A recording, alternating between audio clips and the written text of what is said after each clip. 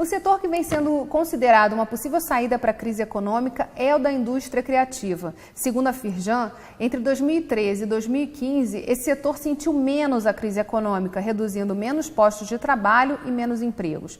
Agora, como o Rio de Janeiro, que tem vocação para esse setor, pode se desenvolver nesse momento que ele atravessa? É isso que nós vamos descobrir no Rio em Foco, que começa agora. Vem com a gente.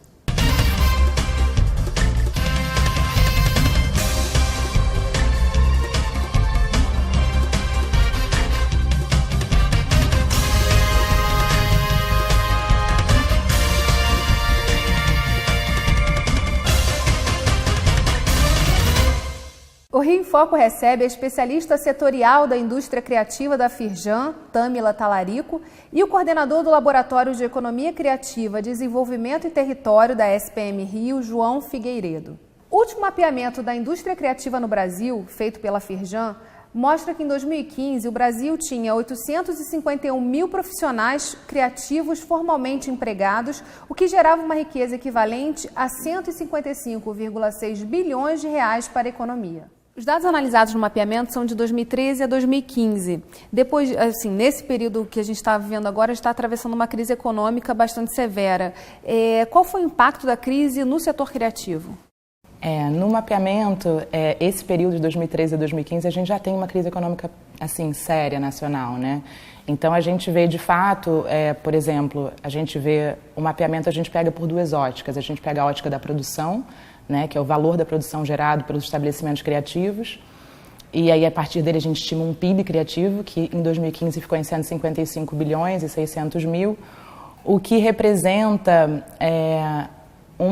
de 2013 a 2015, uma queda de 1%, enquanto que o PIB total nacional, nesse mesmo período, reduziu 3,7%. Então, assim, o que a gente consegue ver é que o mercado criativo ele é menos impactado pela crise. A mesma questão quando a gente pega a ótica do mercado de trabalho criativo, que são esses profissionais criativos, onde quer que eles estejam inseridos, quaisquer estabelecimentos. No caso deles, houve um crescimento de 0,1%, que é uma estabilidade, a gente pode considerar, mas que é relevante se a gente for analisá-lo em comparação aos empregos formais do Brasil, que reduziram 1,8%. Então, assim, o que a gente consegue ver é que o mercado criativo, a indústria criativa como um todo, ela foi menos impactada pela crise e ela reforça, assim, o seu papel estratégico nessa retomada de um desenvolvimento, de um crescimento econômico. E na universidade, quer dizer, a procura pelos cursos, como isso tem acontecido na SPM? Bom, em termos de formação assim, dos alunos, a gente teve um impacto na matrícula, na procura, mas isso foi geral, assim, todos os cursos superiores aqui do Rio de Janeiro e até do Brasil.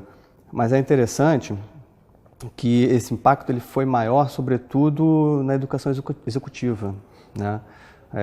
Na graduação o impacto não foi tão grande ainda, mas na educação executiva muitas empresas começaram a cortar os seus treinamentos, né? Uma questão de gestão de custos, né? Mas achei interessante o que ela falou, até porque esse impacto menor que a economia criativa sofreu demonstra como que ela é estratégica no processo produtivo, né? Em geral, você vai cortar primeiro aqueles custos que você consegue seguir a vida sem aquelas atividades. Mas como a economia criativa ela se torna cada vez mais estratégica no ponto de vista da competitividade das empresas, dos setores produtivos, você não consegue cortar aquilo, né? Pelo contrário, ele se torna mais essencial. No momento da crise, talvez a solução não esteja tanto no corte dos custos, mas esteja na inovação.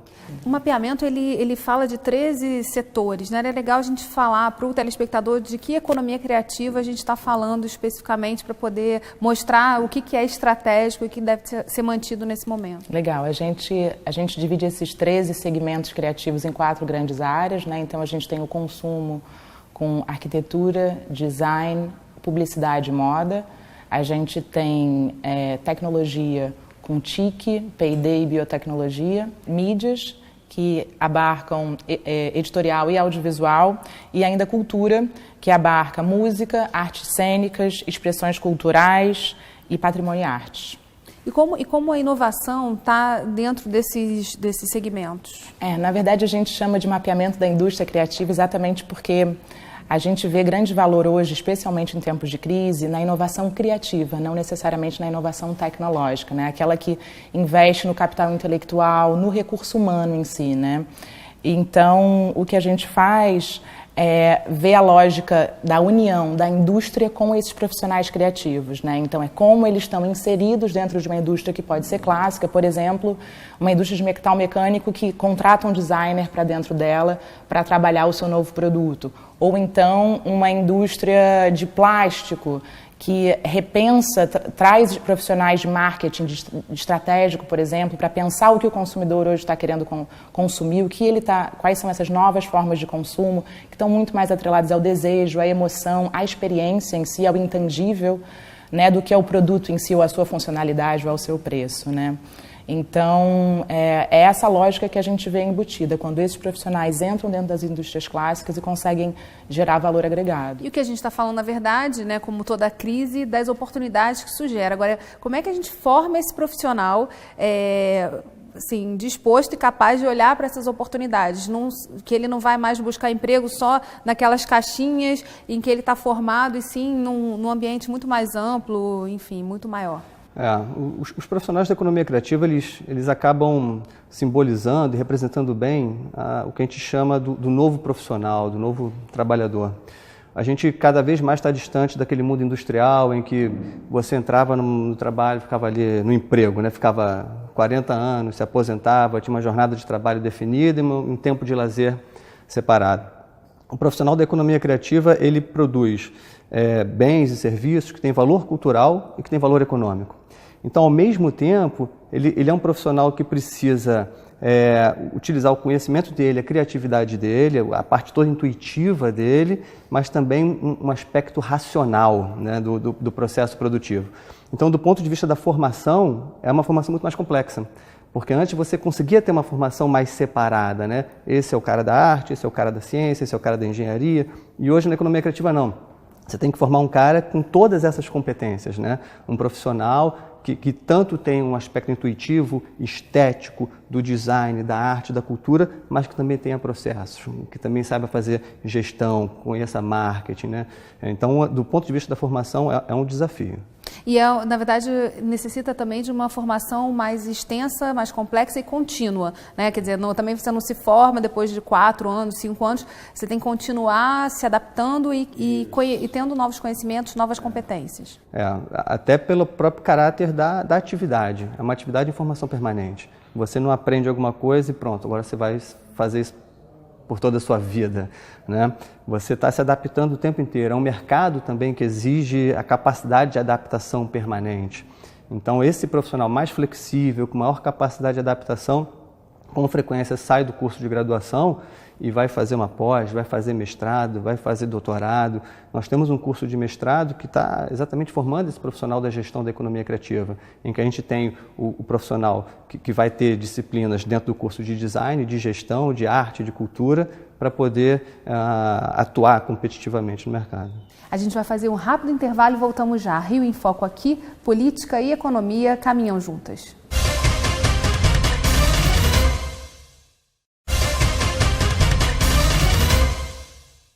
Voltamos com Tâmila Talarico e João Figueiredo.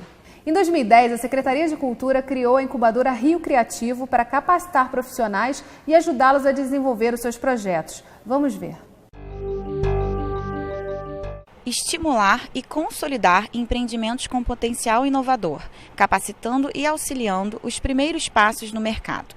Essas são algumas ações da incubadora Rio Criativo, que atua em diversos setores da economia criativa. Então, o Rio Criativo ele se divide em 3 núcleos, tá? A gente tem o núcleo de incubação, que é onde a gente incuba as empresas, onde a gente oferece um programa de 1 ano e meio para que essas empresas possam ficar com a gente para desenvolver o seu empreendimento. Aí elas recebem uma série de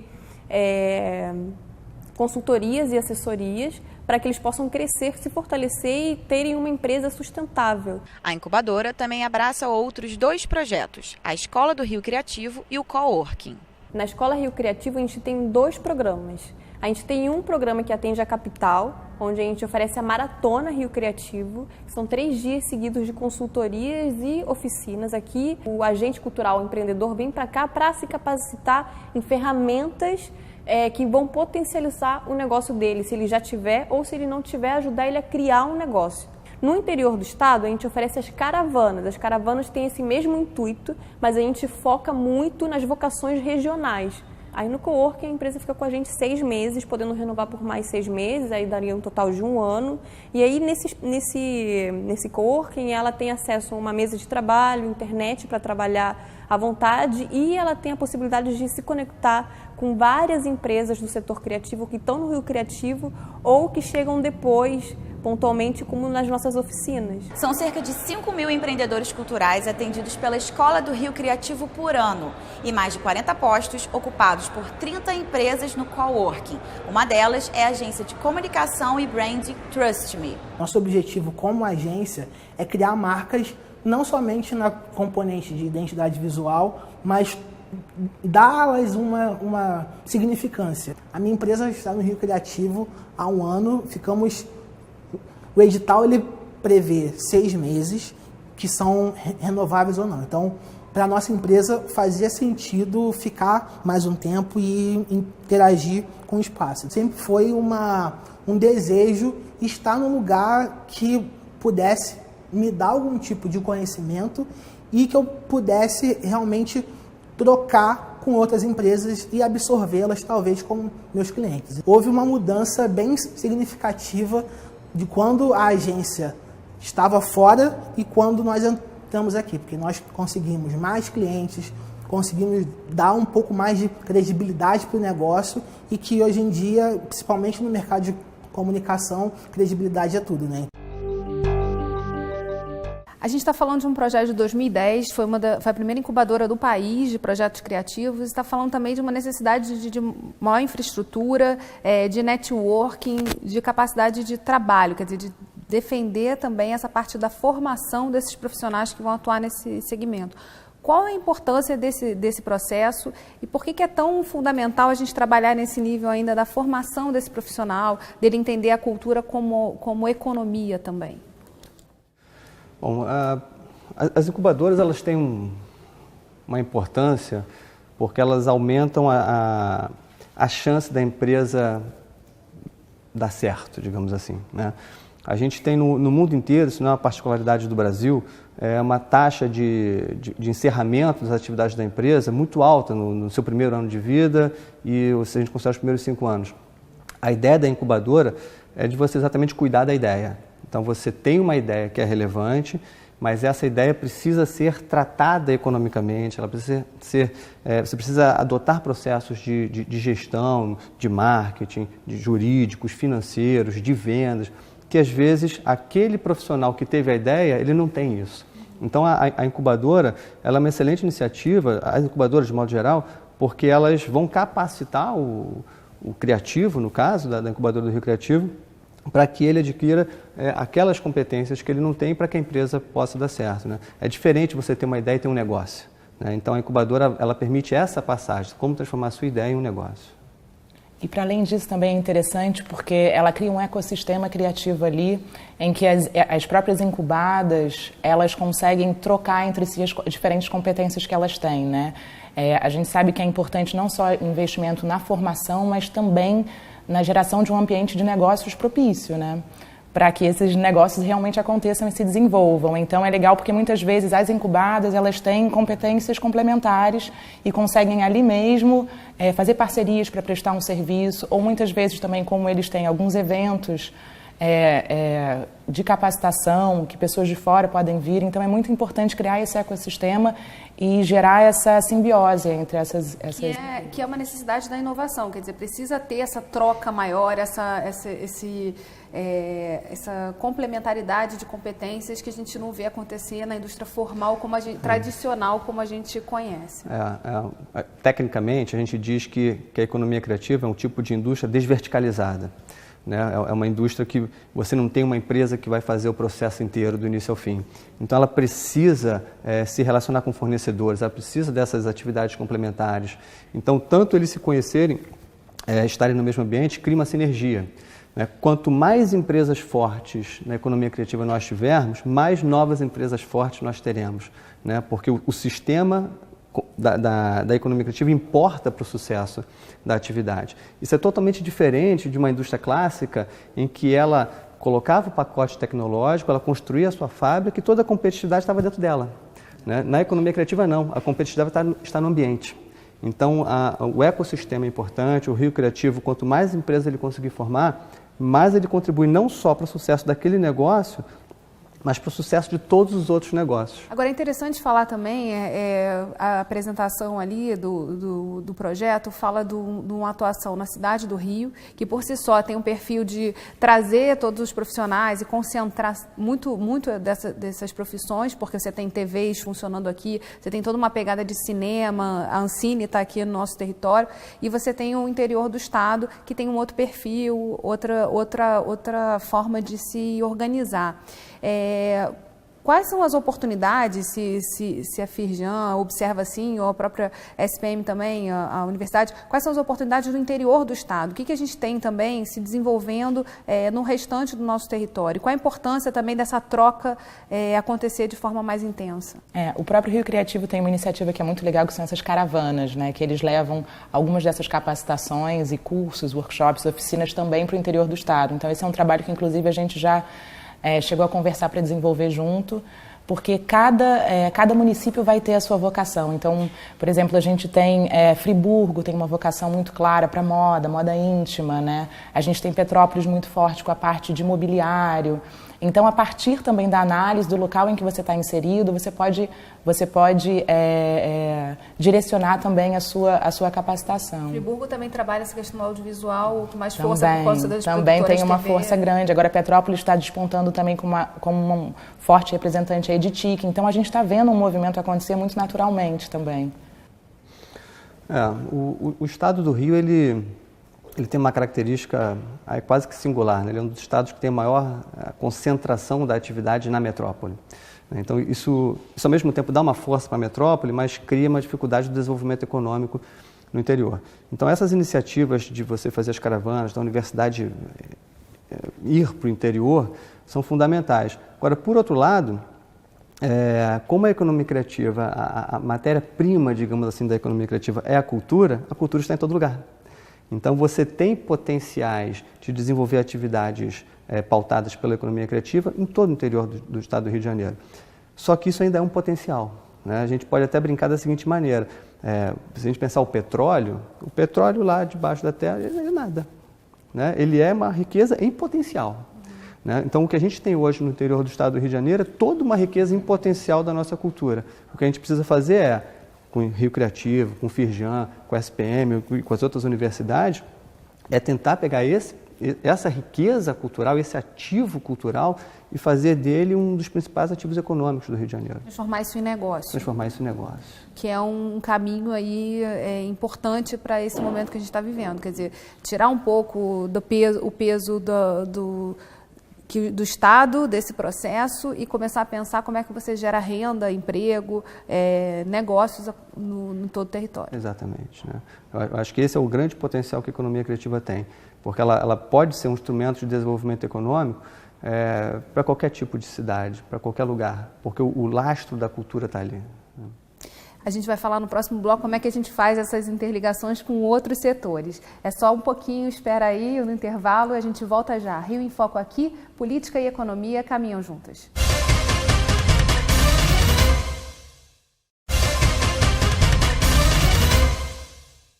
A gente estava falando de um setor que envolve inovação, tecnologia, cultura, e estava falando no final do bloco da importância de tirar um pouco o Estado disso. Mas o Estado tem um papel indutor importante, a gente está falando dos municípios também. Como é que a gente trabalha em parceria e também fazendo com que os setores percebam esse potencial e utilizem esse potencial? Essa pergunta é difícil, Porque o Estado ele tem um papel decisivo. Porque quando alguma atividade econômica, ou produtiva, melhor dizendo, ela não está estruturada ainda como um negócio maduro, somente a visão estratégica do Estado pode proteger aquela atividade até ela se tornar competitiva. se a gente não tivesse tido o Estado construindo uma siderúrgica em 1900, na década de 40, nós até hoje não produziríamos aço, porque naquele momento aquilo não era um negócio para o país. Então o Estado ele tem um papel importantíssimo, primeiramente na questão estratégica de reconhecer a economia criativa como um elemento estratégico da cidade, do Estado do Rio de Janeiro. Ele tem um papel fundamental no fomento inicial, porque é uma atividade extremamente incerta. O produto que você gera da economia criativa, você não tem a menor noção se ele vai dar certo ou não. Então você precisa ter escala, você precisa ter muita gente fazendo, para que dessa muita gente fazendo surjam grandes negócios, certo? Você não consegue ser certeiro, não, aquela é a menina, aquele é o cara que vai fazer o grande negócio. Porque a gente está falando também de, por exemplo, quando você pega o setor audiovisual, das viralizações, né? Do que acontece, que são fenômenos. A gente não sabe qual é a receita, não tem uma receita pronta. Não tem, você precisa ter muita gente fazendo. Às vezes a gente tem, na comunicação, você eu queria fazer um viral. Não tem uma receita para fazer um viral. Ele acontece, né? Então, quanto mais tiver gente fazendo, quanto mais pessoas estiverem fazendo, maior é a chance da atividade dar certo. E aí eu acho que também vale a pena voltar na questão do ambiente de negócios, né? Então, assim, o Estado conseguindo propiciar isso, seja por meio de uma legislação que de alguma forma proteja. A gente já conversou muito também, até aqui na LERJ mesmo, sobre a possibilidade de pegar alguns imóveis ociosos, por exemplo, e fornecê-los para esses empreendedores. É uma iniciativa que já acontece em São Paulo, que a gente considera também que pode ser muito relevante aqui no Rio. Então, assim, tornar um pouco o próprio INPI, por exemplo, que é um espaço de registro de marcas, patentes, que acabam sendo o bem que é a tangibilização desse intangível da indústria criativa, muitas vezes. Então, assim, criar esse arcabouço geral para que esses negócios possam se promover e se desenvolver. E tem um fator muito importante também, que é o da desburocratização, né? É um setor que tem, por si só, ele parece ser muito informal. E como é que você traz esses negócios para a luz? Como é que você começa a contabilizar? Como é que você consegue também tangibilizar e mapear? Esse é um desafio. Aí dentro do campo da economia criativa tem até uma diferença importante, né? O setor que a Firjan chama de consumo, que você tem ali a biotecnologia, o design, a arquitetura, a publicidade, são setores mais formais. Né? O emprego ele é mais formal. A Firjan consegue contar bem esse profissional. Já o setor da cultura ele é muito informal. Esse cara é difícil de ser contado, de ser identificado. Então, até mesmo políticas públicas que reconheçam a informalidade do campo são importantes de serem definidas. Porque quando você estabelece uma política pública que para você acessar você tem que ter um CNPJ, você tirou do processo produtivo e do acesso a esse recurso, talvez 70% do mercado da cultura, que são extremamente informais. Então, acho que a própria inteligência assim, do que é a política pública, de como você acessa a esses profissionais, precisa ser pensado. É legal também falar sobre a questão do financiamento, né?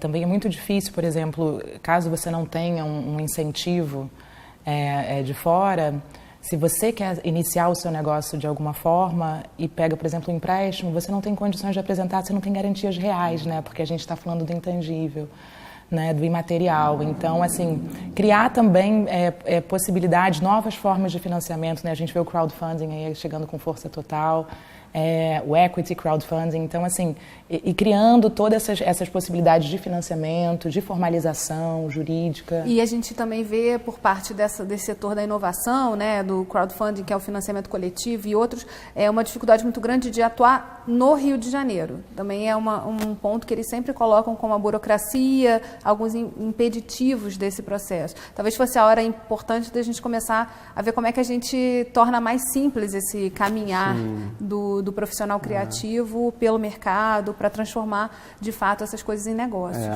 Um dos desafios, sem dúvida, é o chamado marco regulatório. A gente sabe que a gente tem um caminho muito longo até você formalizar uma empresa, às vezes mais difícil quando a empresa acaba. Porque uma das características também da economia criativa não é que a sua empresa vai dar certo para a vida toda. Quando você pega a experiência dos Estados Unidos, da Europa, Itália, França, você cria uma empresa, ela dura 5 anos, acaba, você cria outra. É como se a gente estivesse trocando de de trabalho, trocando de emprego. Eu saí de uma empresa e fui trabalhar em outra. Isso também é o que acontece quando você está na economia criativa, quando o profissional cria uma empresa, ela acaba e cria outra.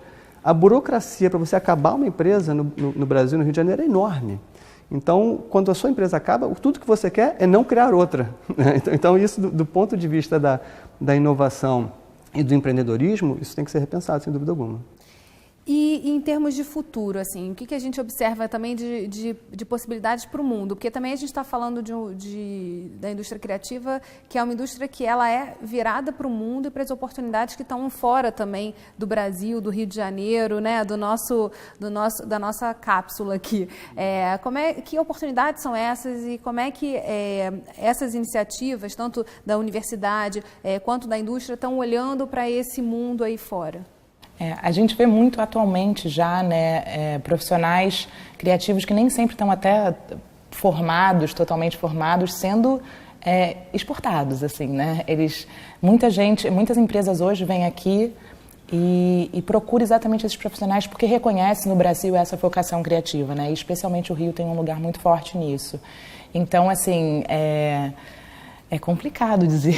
Para as produções, por exemplo, a língua é uma barreira? Que é o que a gente percebe em outros setores, é que o fato de ser português, a gente está olhando também para as oportunidades da língua portuguesa, tá formando gente para falar em outros idiomas e trabalhar nesses outros idiomas. Eu discordo um pouco dessa visão, assim. Eu escuto muito dizer que a língua é uma barreira. Eu acho que não.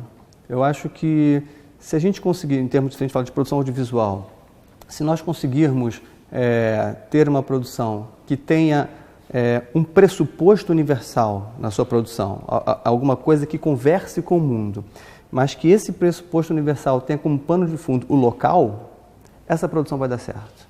Tá? Então, se você conseguir apresentar algo que seja global, mas que tenha como pano de fundo o seu local, a sua vida, isso o mundo quer saber da gente.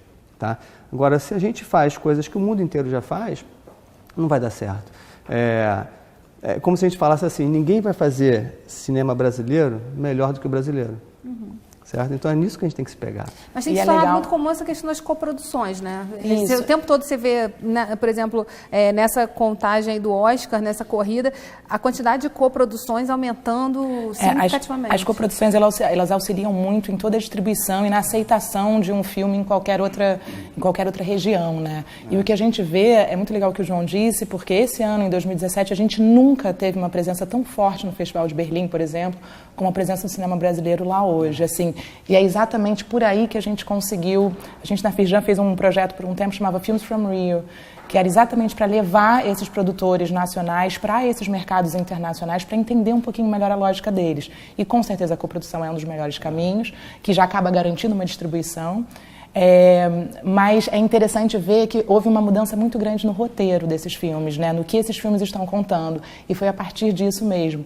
A gente tem que valorizar o nosso local, é isso que as pessoas querem ver, é isso que interessa a elas, com uma produção de nível global, tecnicamente falando, mas o lúdico, a história ali, a emoção, ela tem que ser brasileira, ela não pode pertencer a nenhum outro lugar, senão ela não vai ter o seu espaço. E o cenário, a gente pode falar qualquer coisa, mas ainda é muito propício a toda essa criatividade acontecer. E a gente não está falando nem só da cidade do Rio, mas também de outros tantos cenários que a gente tem no interior do estado, né? Que precisam ser até vistos com mais atenção. Não só do cenário, mas das histórias, né? Eu acho que a gente tem aqui no estado do Rio de Janeiro paisagem para qualquer tipo de filme. O que não tiver a gente faz em estúdio, mas a gente tem paisagem externa para qualquer tipo de filme. E nós temos muitas histórias para contar. A nossa cultura ela é muito rica, aliás, isso é reconhecido por todo mundo. O desafio está naquilo que eu até falei antes, como que você transforma essa cultura extremamente diversa, extremamente rica, em ativo para o desenvolvimento econômico. Bem, potencial nós temos, o negócio é continuar nessa linha e ver o setor da cultura também como setor estratégico para o estado do Rio. Bem, infelizmente nosso programa chegou ao fim. Obrigada, Tâmela, obrigada, João, e obrigada a você que ficou com a gente até agora. O Rio em Foco quer saber a sua opinião, escreve para a gente. Tem algum assunto que você queira ver discutido aqui? Envie sua sugestão por WhatsApp para o 21 98890 4709. E se você quiser acompanhar os nossos programas, acesse o nosso site www.querodiscutiromeuestado.rj.gov.br. Lá você pode assistir todos os programas de Em Foco que já foram ao ar. TV Alerj, o canal do povo fluminense. Até a próxima.